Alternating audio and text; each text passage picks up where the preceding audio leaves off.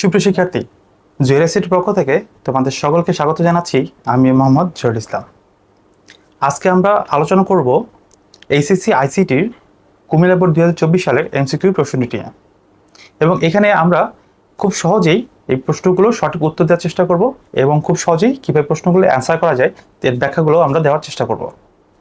যারা 2025 সালের এইচএসসি পরীক্ষার্থী আছো তাদের জন্য আজকের ক্লাসটি হতে পারে খুবই উপকারী।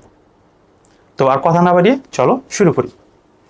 দেখো, আর প্রথম প্রশ্নটি ছিল নিচের কোনটি নন মেটালিক ক্যাবল। সাধারণত নন মেটালিক ক্যাবল কোনগুলো হয়? যেসব ক্যাবল হচ্ছে মেটাল দ্বারা বা ধাতব দ্বারা তৈরি করা হয় না তাকে বলা হচ্ছে নন মেটালিক ক্যাবল। যেমন আমরা দেখতে পাচ্ছি প্রথম অপশন হচ্ছে twist pair cable. Twist pair cable হচ্ছে এখানে মোট 4 জোড়া তার থাকে এবং 4 জোড়া তার একে অপরের সাথে পেঁচানো থাকে, এই জন্য এদের নাম হচ্ছে টুইস্ট পেয়ার ক্যাবল। এখানে মোট 8টি তার থাকে এবং 8টি তার দ্বারাই ডেটা আদান প্রদান করা যায় এবং এখানে 8টি তার থাকে, এই 8টি তার হচ্ছে মেটালিক বা ক্যাবলের তৈরি। দ্বিতীয় অপশন হচ্ছে কোএক্সিয়াল ক্যাবল। কোএক্সিয়াল ক্যাবল সাধারণত আমরা ডিশ লাইনে যে তার ব্যবহার করি সেই তারটি হচ্ছে কোএক্সিয়াল ক্যাবল। এখানে একটি মূল তার থাকে এবং মূল তারের মধ্যে দিয়ে ডেটা আদান প্রদান করা হয় এবং এই মূল তারটি হচ্ছে ধাতবের তৈরি বা মেটালিকের তৈরি, সেহেতু এটি বলবো এটি হচ্ছে কোএক্সিয়াল ক্যাবল, হচ্ছে মেটালিক ক্যাবল। এরপর হচ্ছে টেলিফোন ক্যাবল। দেখো, যেটা পূর্বে ছিল এখন খুব একটা ব্যবহার করা হয় না। এটি দুইটি অংশে বিভক্ত করা থাকে এবং দুইটি অংশের মধ্যে দিয়ে ডেটা আদান প্রদান করা হয় এবং এই দুইটি অংশই মেটালিক বা পদার্থ দ্বারা তৈরি করা থাকে। এবং অপশন হচ্ছে গ নাম্বার, যেটি হচ্ছে ফাইবার অপটিক ক্যাবল। এটি সাধারণত কাঁচ বা তন্তু দিয়ে তৈরি করা হয়, এখানে কোনো মেটাল ব্যবহার করা হয় না। তাহলে আমাদের প্রশ্ন ছিল হচ্ছে নিচের কোনটি নন মেটালিক ক্যাবল। তাহলে আমরা খুব সহজেই বলতে পারি যে ফাইবার অপটিক ক্যাবল হচ্ছে নন মেটালিক ক্যাবল, তাহলে এটি হবে আমাদের সঠিক উত্তর। কলেজের কম্পিউটার ল্যাবে নেটওয়ার্কভুক্ত 8টি কম্পিউটার আছে এবং প্রতিটি কম্পিউটার একটি ডিভাইসের অধীনে যুক্ত আছে। তো এখানে বলেছে যে একটি কলেজের ল্যাবের মধ্যে 8টি কম্পিউটার আছে এবং 8টি কম্পিউটার একটি ডিভাইসের সাথে যুক্ত আছে। প্রশ্ন হচ্ছে উদ্দীপকের নেটওয়ার্ক টপোলজি হচ্ছে, দেখো ক নম্বর বলেছে বাস টপোলজি। বাস টপোলজি কাকে বলে? বাস টপোলজি হচ্ছে যখন সবগুলো কম্পিউটার একটি মূল তারের সাথে যুক্ত থাকে তাকে বলা হচ্ছে বাস টপোলজি। এরপর হচ্ছে রিং টপোলজি। রিং টপোলজি হচ্ছে যখন একটি কম্পিউটার তার পার্শ্ববর্তী কম্পিউটার যুক্ত থাকে এবং সর্বশেষ কম্পিউটার সর্বপ্রথম কম্পিউটারের সাথে যুক্ত থাকে তাকে বলা হচ্ছে রিং টপোলজি। এরপর হচ্ছে মেশ টপোলজি। মেশ টপোলজি কাকে বলে? মেশ টপোলজি হচ্ছে যখন সবগুলো কম্পিউটার একে অপরের সাথে সরাসরি যুক্ত থাকে তাকে বলা হচ্ছে মেশ টপোলজি। এবং গ নাম্বার অপশন হচ্ছে স্টার টপোলজি। স্টার টপোলজি কি হবে? যেখানে একটি কেন্দ্রীয় ডিভাইসের সাথে সবগুলো কম্পিউটার যুক্ত থাকবে তাকে বলা হয় স্টার টপোলজি। এবং এখানে বলেছে একটি ডিভাইসের সাথে সবগুলো কম্পিউটার যুক্ত করে দেওয়া আছে, তাহলে এর অপশনটা হবে হচ্ছে স্টার টপোলজি। তাহলে 2 নম্বরে সঠিক উত্তর হচ্ছে গ, স্টার টপোলজি হবে। আচ্ছা, এর পরবর্তী প্রশ্নটা দেখি, উদ্দীপকের ব্যবহৃত ডিভাইস। দেখো, আমাদের কেন্দ্রীয় ডিভাইসটি যদি সুইচ হয় তখন আমরা কিছু সুবিধা পাবো। প্রথম সুবিধা হচ্ছে ডেটা সংঘর্ষের সম্ভাবনা কমায়। এখানে সুইচ হচ্ছে সবগুলো কম্পিউটারকে আলাদা আলাদাভাবে ডেটা পাঠাতে পারে, যেহেতু এখানে আমাদের সংঘর্ষের সম্ভাবনা একদমই থাকবে না। ডেটা ফিল্টারিং করতে পারে, সুইচ ডেটা ফিল্টারিং করতে পারে। 3 নম্বর অপশন হচ্ছে একাধিক নেটওয়ার্কে সংযুক্ত করতে পারে। আসলে সুইচ হচ্ছে একাধিক কম্পিউটারকে যুক্ত করে একটা নেটওয়ার্ক তৈরি করে, কিন্তু সুইচ কখনোই একাধিক নেটওয়ার্কে যুক্ত করতে পারে না। একাধিক নেটওয়ার্কে যুক্ত করার জন্য আমরা দুইটা ডিভাইস ব্যবহার করতে পারি, একটা হতে পারে রাউটার, আরেকটা হতে পারে গেটওয়ে। দুইটা নেটওয়ার্ক যদি একই প্রোটোকল হয় আমরা সেখানে রাউটার ব্যবহার করব এবং দুইটা প্রোটোকল যদি ভিন্ন হয় তাহলে সেখানে আমরা গেটওয়ে ব্যবহার করব। তাহলে আমরা এই সঠিক উত্তর বলতে পারি 1 নম্বর এবং 2 নম্বর আমাদের সঠিক উত্তর হবে। আচ্ছা, এক্ষেত্রে পরবর্তী প্রশ্ন, বাংলা বর্ণমালা কোন কোডের অন্তর্ভুক্ত? দেখো, বাংলা বর্ণমালা কোন কোডের অন্তর্ভুক্ত? ক নম্বর অপশন হচ্ছে বিসিডি। বিসিডি কোড কাকে বলে? বিসিডি কোড হচ্ছে বাইনারি কোডের ডেসিমাল। সাধারণত দশমিক সংখ্যাকে বাইনারি সংখ্যায় রূপান্তর করার জন্য বা প্রকাশ করার জন্য যে কোড ব্যবহার করা হয় তাকে বলা হচ্ছে বিসিডি। এই পূর্ণরূপ হচ্ছে বাইনারি কোডের ডেসিমাল। খ নম্বর অপশন হচ্ছে আস্কি কোড। আস্কি কোড সাধারণত কোনো ইংলিশকে বাইনারিতে বা কোডভুক্ত করার জন্য আস্কি কোড ব্যবহার করা হয়। এর পূর্ণরূপ হচ্ছে American standard code for information interchange. এরপর হচ্ছে ইবিসিডি আইসি। ইবিসিডি আইসি হচ্ছে সাধারণত কিবোর্ড থেকে কোনো ইংলিশকে আমরা যখন বাইনারিতে বা কোডভুক্ত করব তখন আমাদের ইবিসিডি আইসি কোড ব্যবহার করা হয়। এই পরে ঘ নম্বর অপশন হচ্ছে ইউনিকোড। আমাদের যত সব ভাষা আছে বা যত সব বর্ণ আছে সবগুলোকে কোডভুক্ত করার জন্য আমাদের ইউনিকোড ব্যবহার করা হয়, যার পুনরূপ হচ্ছে ইউনিভার্সাল কোড। তো 4 নম্বর সঠিক উত্তর হবে হচ্ছে ঘ নম্বর ইউনিভার্সাল কোড। আচ্ছা, এর পরবর্তী প্রশ্ন দেখি। এখানে একটি বাইনারি সংখ্যা দেওয়া আছে, এই সমতুল্য অক্টাল মান নির্ণয় করতে হবে। দেখো এখানে একটি বাইনারি সংখ্যা দেওয়া আছে, সংখ্যাটা হচ্ছে 11,001.0100, বেজ হচ্ছে 2, তার মানে বাইনারি সংখ্যা দেওয়া আছে, আমাকে এর অক্টাল মানটা বের করতে হবে। আমরা জানি যে কোনো বাইনারি সংখ্যা থেকে অক্টাল সংখ্যা রূপান্তর করতে গেলে আমাদের বিট সংখ্যা নিয়ে কাজ করতে হয়, যেখানে অক্টাল হচ্ছে 3 বিটের কোড। তার মানে প্রত্যেকটা অক্টাল মানের জন্য আমাকে 3টা করে বাইনারি বিট নিতে হয়। সেহেতু আমি দশমিক থেকে শুরু করে 3টা বিট করে আলাদা করবো। দেখো দশমিক শুরু করে 1 2 3, এখানে একটা বিট আলাদা করব, এবং এখানে 1 2 3। এইখানে আমরা জানি যদি দশমিক থাকে, দশমিক থেকে শুরু করে ডান দিক থেকে এবং বাঁ দিক থেকে আসতে হয়। যেহেতু এটিকে অক্টাল করবো সেহেতু আমাদের 3 বিট করে নিতে হবে। যদি এই মানটা হেক্সা করতে হতো তাহলে আমরা এখানে 4 বিট করে নিয়ে সংখ্যা গঠন করতাম। যদি এটা পূর্ণমান থাকতো আমরা কি করতাম, দেখো ডান পাশ থেকে শুরু করে বাঁ দিকে আসতাম 3 বিট করে। যেহেতু এটা কি ভগ্নাংশ মান, ঠিক আছে, তাহলে আমাদের দশমিক থেকে শুরু করে 3 বিট করে নিয়ে আসতে হবে। সেহেতু আমি এইভাবে সংখ্যা গঠন করতেছি 1 2 3, এখানে কি আছে 2টা 1 আছে, তো আমি জানি আমার বিট প্রয়োজন হবে 3টা। সেহেতু আমি লিখবো এর আগে 0 যোগ করবো 0 1 1, এরপর হচ্ছে 0 0 1 দশমিক। দেখো দশমিক পরে এই কত হবে 0 1 0 এবং একটা 0 আছে। তো আমি জানি যেহেতু 3 ঘর, ঠিক আছে, দশমিকের পর ডান পাশে শূন্য কেন ভ্যালু নাই, সেহেতু আমি এখানে আর 2টি শূন্য ব্যবহার করে ফেলবো। তাই এখন আমি মানটা বসাবো যে এই মানটা কত হবে। আমাদের যে অক্টাল মান বসাতে হয় 4 2 1, এই কোড ব্যবহার করে 4 2 1। তার মান কিভাবে বসাবো, দেখো এখন আমার মান বসাবো হচ্ছে এই যে এই সংখ্যাগুলোর নিচে মানটা বসা দেবো 0 1 1। এর মানে হচ্ছে এই সংখ্যাগুলো যোগ করব যেখানে কোন কোন সংখ্যাগুলো বিদ্যমান আছে। দেখো এখানে কি বলতে পারি, এখানে 2 আর 1 আছে, তো 2 আর 1 মিলে কত হবে 3 হবে। তাহলে বলতে পারি এর মানটা হচ্ছে 3। এখানে কি দেখো এখানে শুধু 1 আছে, তাই না, শুধু 1 আছে, এর নিচে 1 আছে, এই একটা সংখ্যাও এখানে নেই, তাহলে বলবো এর মানটা হবে কত হবে শুধু 1। এর পরবর্তী দেখো এখানে কত দেওয়া আছে, এটা হচ্ছে 0 1 0, তার মানে কি এখানে শুধু 2 মানটাই আছে, এই জন্য এটা বলবো হচ্ছে 2। এবং এখানে দেখো এখানে কোনো মান নেই, তাহলে এটার মান কত হবে, এটার মান হবে 0। যেদিন দশমিক ছিল তার 10 মিনিট আসবে, তো আমাদের অ্যান্সার হচ্ছে 31.20, যেটি হচ্ছে গ নাম্বার মধ্যে আছে। তাহলে আমরা বলতে পারি যে 5 নম্বরের সঠিক উত্তর হবে হচ্ছে গ নাম্বার 31.20। যেহেতু আমাদের অক্টাল মান ছিল এবং অক্টাল জন্য 3টি করে বাইনারি বিট নিতে হয়, সেহেতু আমাদের এইভাবে মানটা আসবে। আচ্ছা, এর পরবর্তী প্রশ্ন দেখে চলো। নিচের কোনটি টেক্সট এডিটর, নিচের কোনটি টেক্সট এডিটর। দেখো এখানে কোন হচ্ছে নোটপ্যাড, খ হচ্ছে Java Python Oracle. Java Python Oracle সবগুলো হচ্ছে প্রোগ্রামিং ল্যাঙ্গুয়েজ, কিন্তু নোটপ্যাড হচ্ছে আমাদের টেক্সট এডিটর। যে কোনো টেক্সট এডিট করার জন্য আমরা সাধারণত নোটপ্যাড ব্যবহার করে থাকি। 6 নম্বর প্রশ্নের উত্তর হবে ক। দেখো এখানে একটি লজিকের দেওয়া আছে, প্রশ্ন হচ্ছে ওয়াই এর মান কোনটি। এখন আমাদের ওয়াই এর মানটা বের করতে হবে। দেখো এখানে মান আছে এ, এবং এ কে নট করলে কি হবে এ নট বা এ বার, এখানে হবে একটি এ একটি হচ্ছে বি, তাহলে এটা বলতে পারি এটা হচ্ছে এ ইন্টু বি। তাহলে ওয়াই এর মানটা কত হবে, তো ওয়াই মান হচ্ছে এ বার, এটি অর গেট যোগ করবে প্লাস এ ইন্টু বি, তাই না।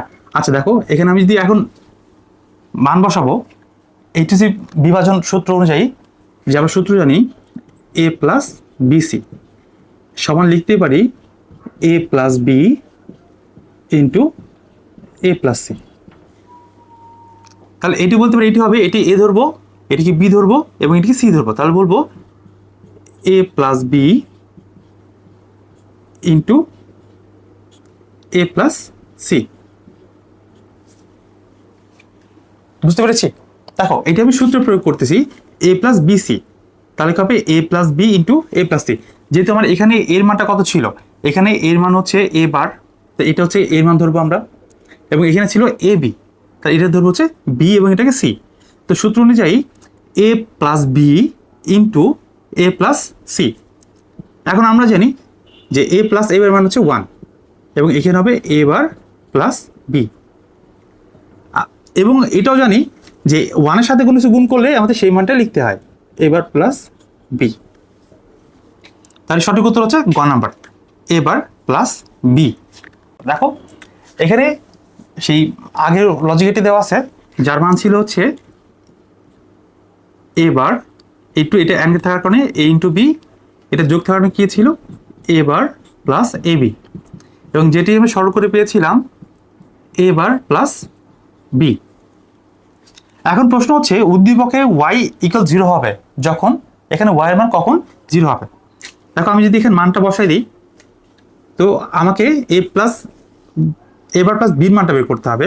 এর মান যদি 0 হয় তার বার প্লাস 0, আমরা জানি বারকে যদি 0কে বার করলে সেটা কী হবে, উল্টে যাবে 1 হবে প্লাস 0, এবং এই মানটা হবে হচ্ছে 1, কিন্তু আমার অপশন ছিল হচ্ছে মানকে 0 করতে হবে, তাহলে এটা ভুল অপশন।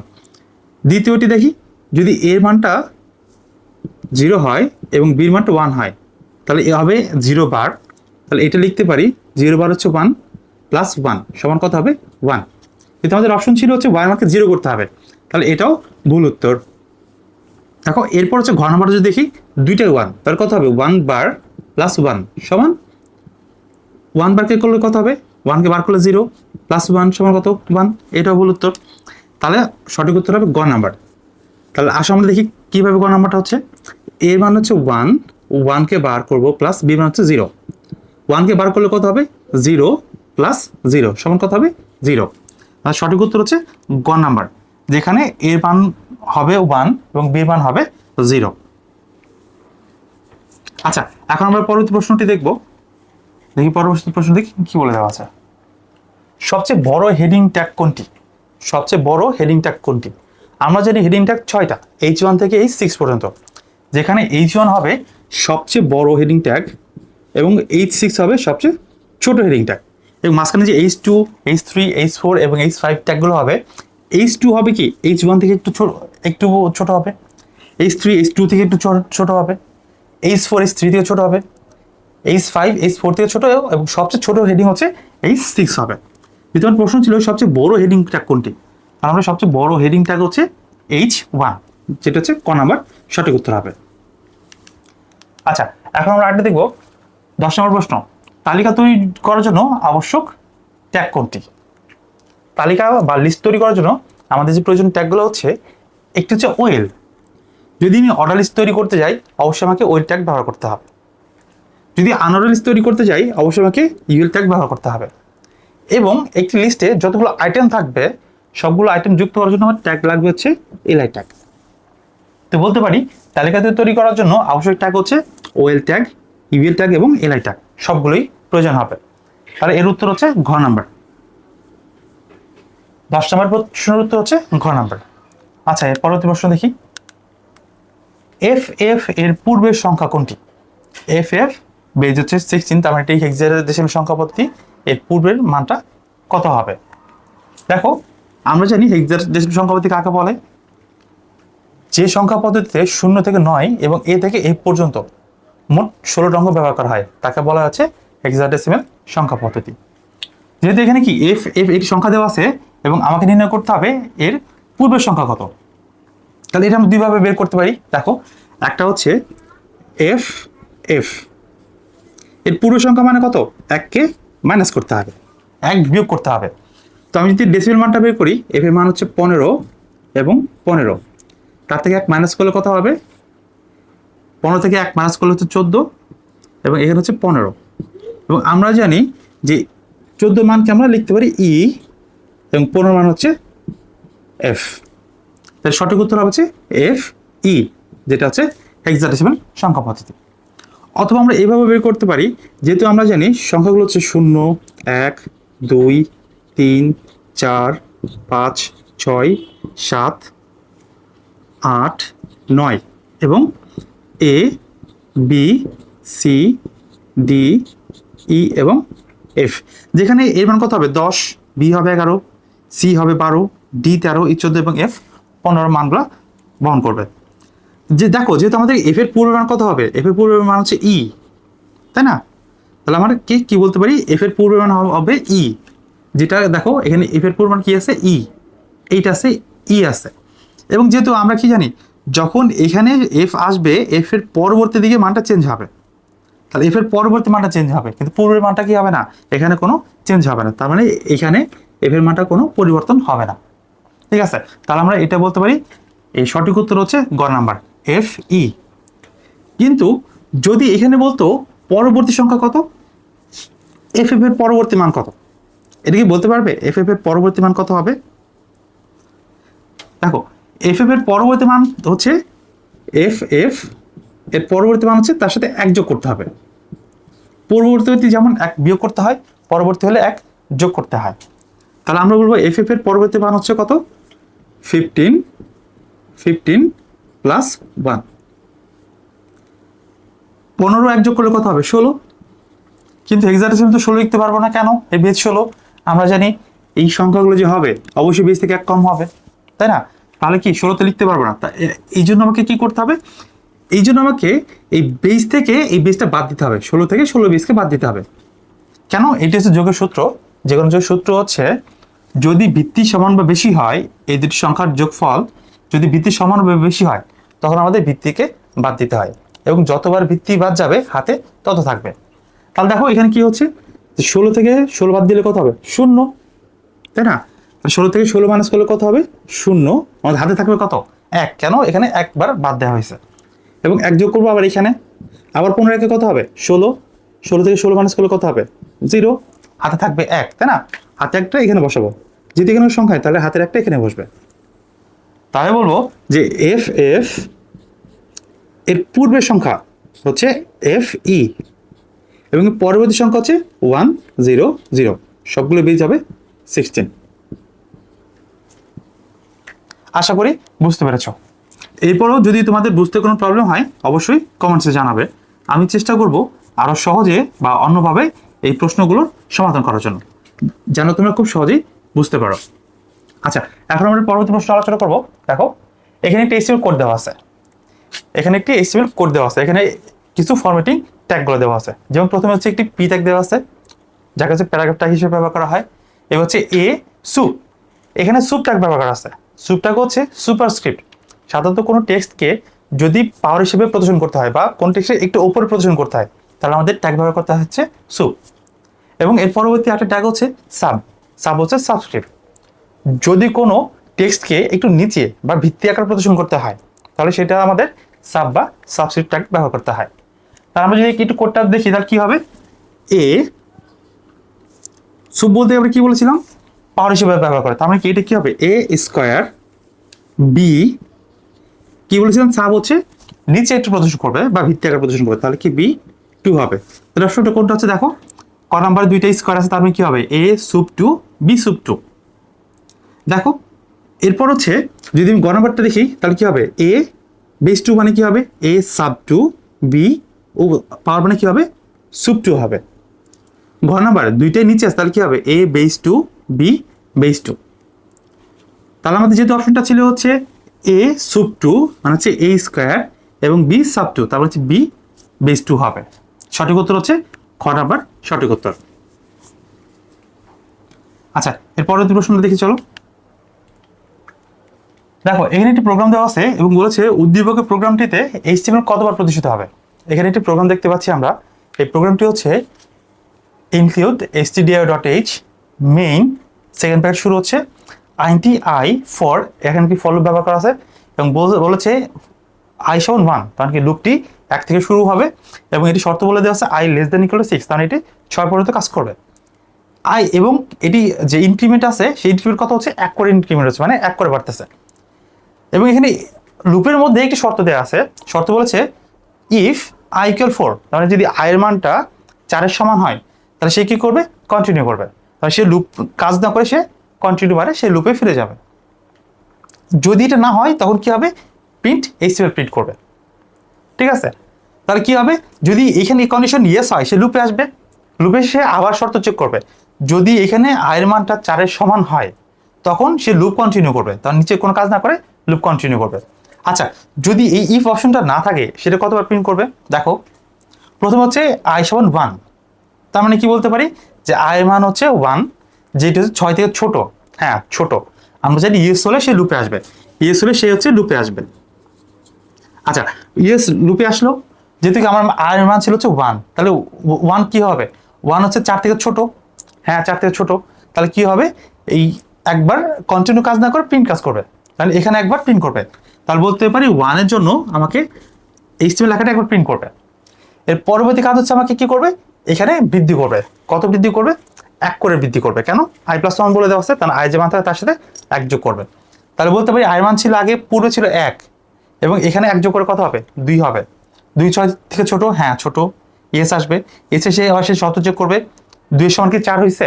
না হয়নি। তাহলে কি কন্টিনিউ কাজ না করে সে পরবর্তী প্রিন্টে কাজ করবে। প্রিন্ট কি হবে? এইচটিএমএল, তার মানে 2 এর জন্য একবার এইচটিএমএল প্রিন্ট করবে। এর পরবর্তী সে আবার 1 বৃদ্ধি করবে, কত হবে? 3 হবে। তো এখন 3 কি 6 থেকে ছোট? হ্যাঁ ছোট, তার মানে ইয়েস হচ্ছে।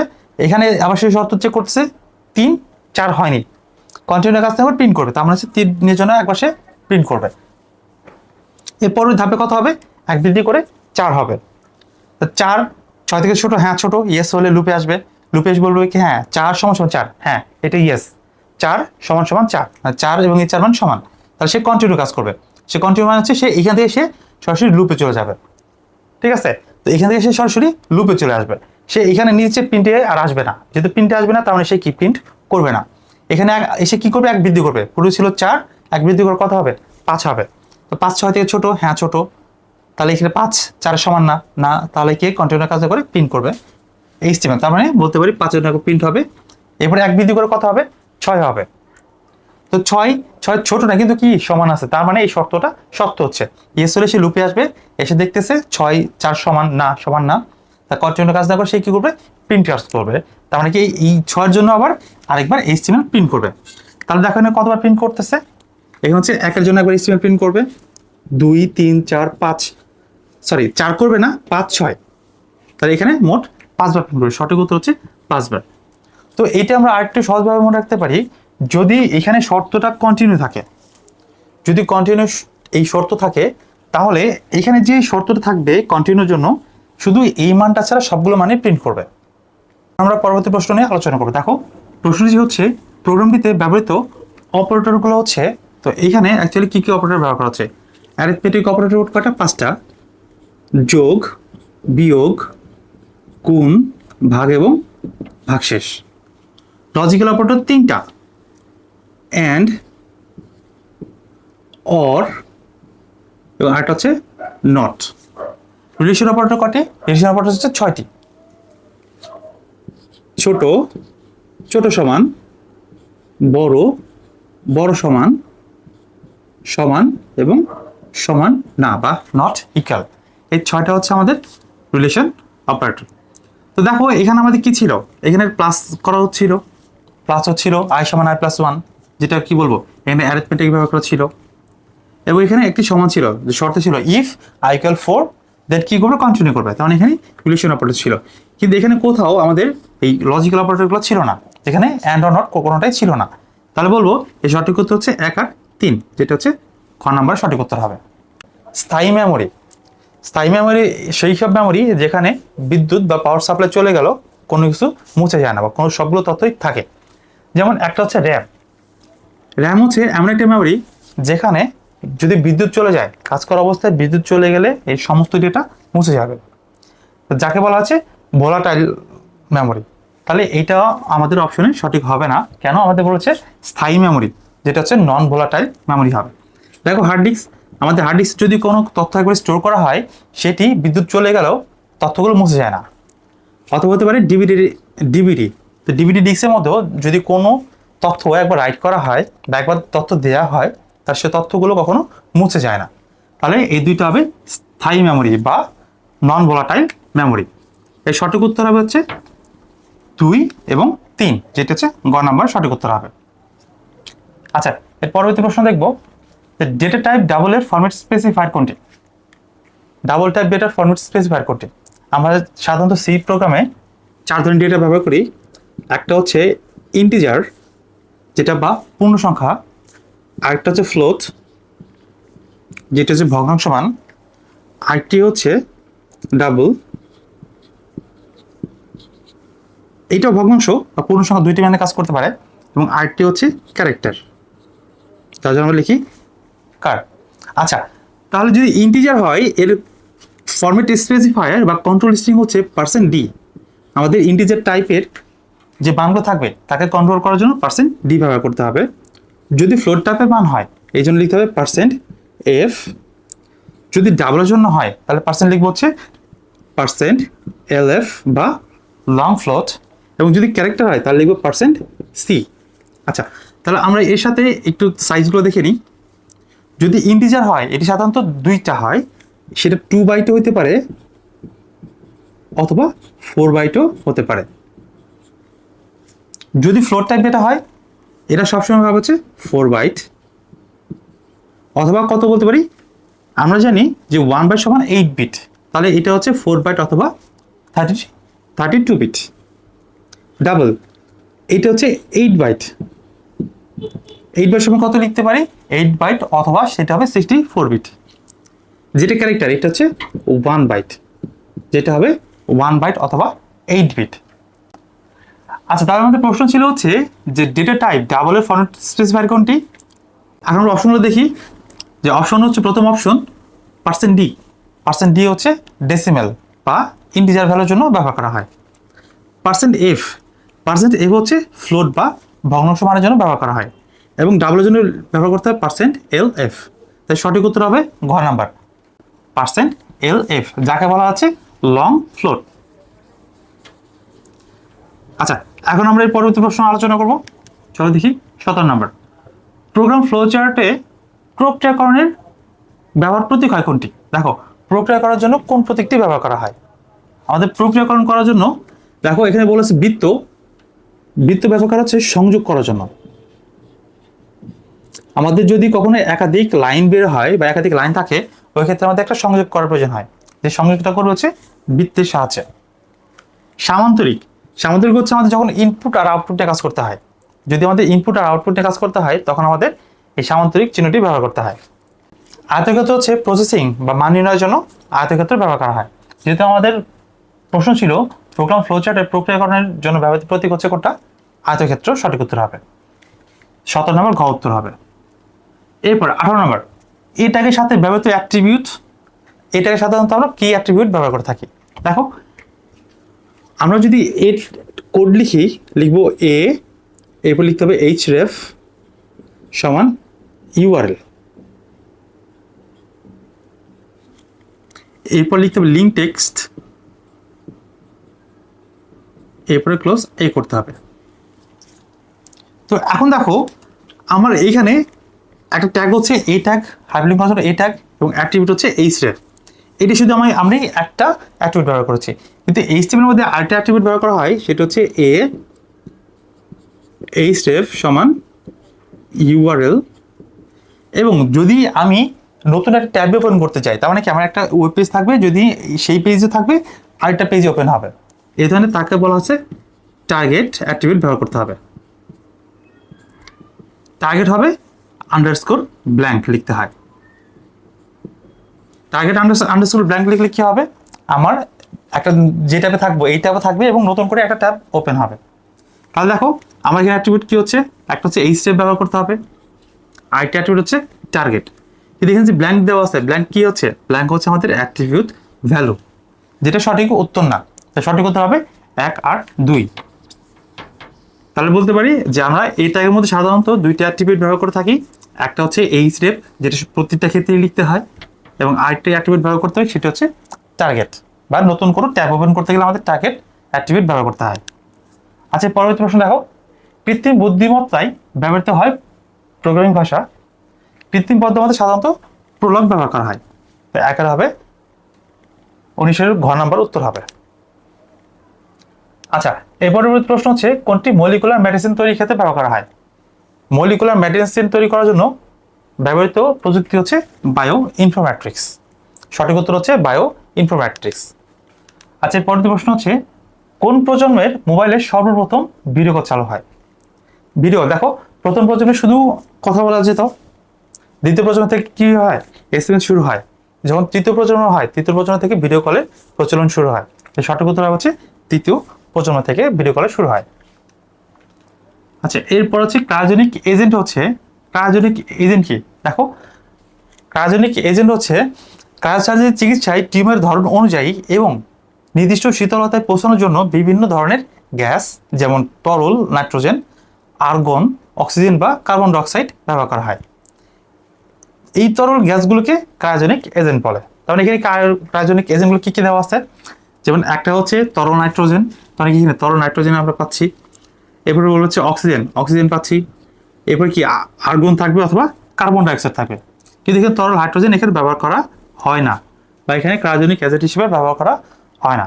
তার সঠিক উত্তর হচ্ছে 1 আর 3, যেটা হচ্ছে খ নাম্বার সঠিক উত্তর হবে। তার বলতে পারি 22 নম্বরের সঠিক উত্তর হচ্ছে খ নাম্বার। এরপর দেখো, ডক্টর রাশেদ দীর্ঘদিন গবেষণা করে একটি যন্ত্র নির্মাণ করেন যেটি ঝুঁকিপূর্ণ কাজে ব্যবহার করা যায়। মানে সে একটি যন্ত্র আবিষ্কার করেছে যেটি ঝুঁকিপূর্ণ কাজে ব্যবহার করা যায়। ডক্টর রাশেদ গবেষণাগারে প্রবেশের জন্য একটি বিশেষ ডিভাইসের দিকে তাকানোর পর দরজা খুলে যায়। তার প্রশ্ন হচ্ছে যে গবেষণায় ব্যবহৃত প্রযুক্তি হচ্ছে, এখানে যে গবেষণা করবে সেই প্রযুক্তি কোনটি। তাহলে সে কি গবেষণা করে একটি যন্ত্র নির্মাণ করেছে, সে যন্ত্রটা কি হতে পারে, এটা ঝুঁকিপূর্ণ কাজে ব্যবহার করে এবং যেটি হবে রোবট। তাহলে এর সঠিক উত্তর হচ্ছে রোবোটিক্স। ঠিক আছে, যদি কোনো যন্ত্র তৈরি করা হয় এবং সেটি যদি ঝুঁকিপূর্ণ কাজে ব্যবহার করা হয় তাহলে সেটা অবশ্যই রোবোটিক হবে এবং এই প্রযুক্তি হচ্ছে রোবোটিক্স। আচ্ছা, পরবর্তী প্রশ্ন কি বলে দেওয়া আছে, গবেষণাগারে প্রবেশের জন্য প্রযুক্তি ব্যবহার করা হয়ে থাকে। আসলে সে যখন গবেষণাগারে প্রবেশ করবে তখন কিছু দিকে তাকালেই সেটা কি দরজা খুলে যাচ্ছে, তো এটাকে বলতে এটা হচ্ছে বায়োমেট্রিক্স।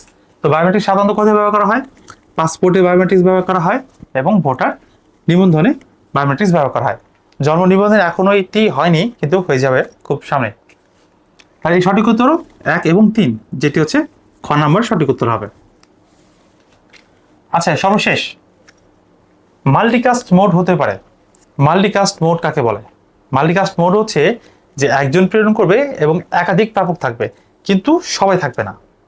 যদি একটা নেটওয়ার্কের মধ্যে একজন প্রেরক এবং নির্বাচিত প্রাপক থাকে, যদি নির্বাচিত প্রাপক থাকে তাহলে এটা বলতে পারি যে এটি হচ্ছে মাল্টিকাস্ট। যদি সবাই পায় তাহলে সেটা কি হবে, ব্রডকাস্ট। আর যদি একজন থেকে একজন হয় তাহলে সেটা হচ্ছে ইউনিকাস্ট। তো এখানে যেহেতু কি বলছে মাল্টিকাস্ট, তাহলে মাল্টিকাস্ট কি হবে, যে এইখানে দেখো এখানে সে এই তথ্য দিতেও পারে, যেমন গ্রুপ এসএমএস, তাই না, গ্রুপ এসএমএস অথবা গ্রুপে কনভারসেশন অথবা ভিডিও কল। তো এখানে সাধারণত কি হতে পারে, যে উভয় দিকে তথ্য আদান প্রদান করতে পারে। তাহলে এটা হতে পারে হাফ ডুপ্লেক্স হতে পারে, হতে পারে সেটা ফুল ডুপ্লেক্স হইতে পারে। তাহলে বলতে পারি যে মাল্টিকাস্ট মোড সবসময় কি হইতে পারে, যে হাফ ডুপ্লেক্স হইতে পারে, ফুল ডুপ্লেক্স হইতে পারে, কিন্তু এখানে সাধারণত সিমপ্লেক্স ব্যবহার করা হয় না, বা এটা কখনো সিমপ্লেক্স হয় না। তাহলে এর সঠিক উত্তর হচ্ছে গ নাম্বার 2 আর 3। যদি আজকে ভিডিও ভালো লেগে থাকে তাহলে অবশ্যই আমাদের চ্যানেল সাবস্ক্রাইব করো এবং তোমার বন্ধুদের সাথে শেয়ার করো। তো আজকের মতো এখানে বিদায় নিচ্ছি, আগামীতে দেখা হবে ইনশাল্লাহ অন্য কোনো ভিডিওতে। ততক্ষণ ভালো থেকো, সুস্থ থেকো, আল্লাহ হাফেজ।